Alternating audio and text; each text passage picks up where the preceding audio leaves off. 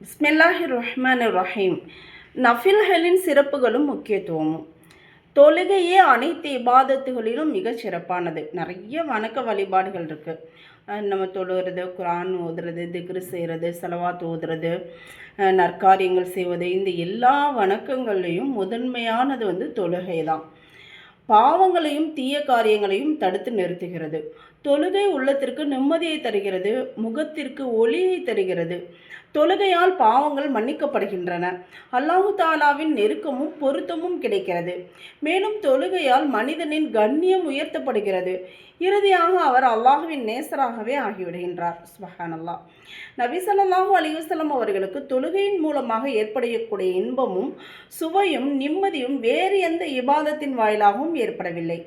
ஒரு ஹதீஸில் நபி ஸல்லல்லாஹு அலைஹி வஸல்லம் அவர்கள் கூறினார்கள், தொழுகை எனது கண் குளிர்ச்சி தொழுகையில்தான் உள்ளது அப்படின்னு இருக்காங்க. இப்போ தொழுகும்போது தான் அவங்களுக்கு கண் குளிர்ச்சி ஏற்படுது அப்படின்றாங்க. எனவே தொழுகைகளை மிக பேணுதலாக கடைபிடித்து வர வேண்டும் இன்ஷா அல்லாஹ். மேலும் எவ்வளவு இயலுமோ அவ்வளவு அதிகமாக தொழ வேண்டும். நபி ஸல்லல்லாஹு அலைஹி வஸல்லம் அவர்கள் அருளினார்கள், தொழுகை மிகச்சிறந்த இபாதத்தாகும். எனவே இயன்றவரை அதிகமாக தொழுது கொள்ளுங்கள் இன்ஷா அல்லாஹ். இது மாதிரியான விஷயங்கள் சொல்லும்போது நம்ம இன்ஷா அல்லாஹ் சொல்லிக்கணும். அல்லாஹுடைய நாட்டம் இருந்தால் தானே எல்லாமே நடக்கும். நமது நபி ஸல்லல்லாஹு அலைஹி வஸல்லம் அவர்களின் முழு வாழ்க்கையும் நமக்கு என்ன விவரிக்கிறது என்றால், அன்னலார் ஃபரல் தொழுகைகளுடன் நஃபிலான தொழுகைகளையும் மிக பேணுதலாக தொழுது வந்தார்கள். ஃபர்லு தொழுகைகளுக்கு முன்பும் பின்பும் சுன்னத்துக்களையும் நஃபில்களையும் நிறைவேற்றுவார்கள். இரவில் தஹஜ்ஜத் தொழுவார்கள். இஷ்ராக், லுஹா, அவாபின் முதலிய தொழுகைகளையும் தாமும் தொழுவார்கள். தமது தோழர்களான சஹாபாக்களையும் தொழ வலியுறுத்துவார்கள். இதன் காரணமாகவே சஹாபாக்கள், மார்க்க கலை நிபுணர்கள், அவுலியாக்கள் ரஹிமஹுல்லா ஆகியோரின் சரிதைகளில் அவர்கள் தம் வாழ்க்கையில் அதிகமான நஃபில்கள் தொழுது வந்தார்கள் என்று காணப்படுகின்றன. நிறைய பேர் என்ன செஞ்சுருக்காங்க, தன்னுடைய சுய வேலைகள், தொழில்கள் எல்லாம் செய்து கொண்டும் தொழுகையிலும் மிக அதிகமாக கவனம் செலுத்தியிருக்காங்க.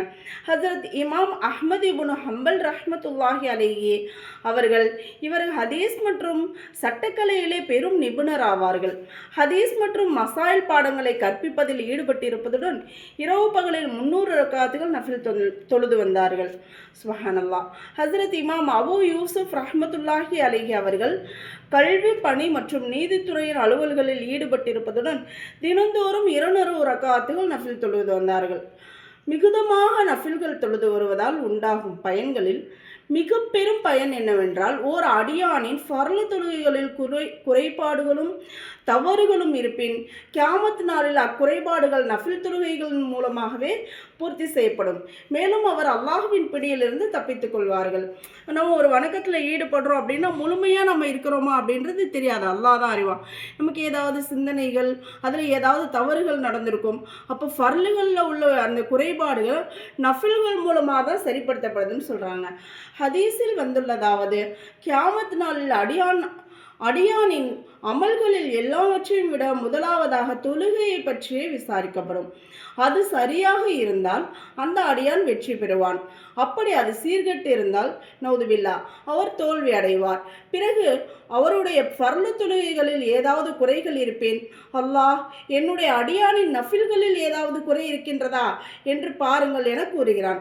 அதாவது அந்த ஃபர்லில் ஏதாவது குறைகள் இருக்கும்போது மலக்குகள்கிட்ட எல்லாம் சொல்கிறான், என்னோட அடியான்கிட்ட நஃபில்கள் ஏதாச்சும் இருக்கான்னு பாருங்க அப்படின்னு சொல்லிட்டு. அப்படி நஃபில்கள் இருப்பேன், அல்லாஹு தாலா அந்த நஃபில்களால் ஃபர்லுகளின் குறைகளை நிவர்த்தி செய்து விடுவான். இப்போ ஃபர்லில் உள்ள குறைகளை நஃபில்களை கொண்டு பூர்த்தி செய்யப்படுது. அதன் பிறகு அவ்வாறே மற்ற அமல்களையும் விசாரிக்கப்படும். அதாவது ஃபர்லான நோன்பு, ஜகாத் முதலியவற்றின் குறைகளும் நிவர்த்தி செய்யப்படும். ஒவ்வொன்றும் ஃபர்லை அந்த நஃபில்களை கொண்டே பூர்த்தி செய்யப்படுது. நோன்பு ஃபர்லான நோன்புல குறைகள் இருந்தால் நஃபிலான நோன்பு.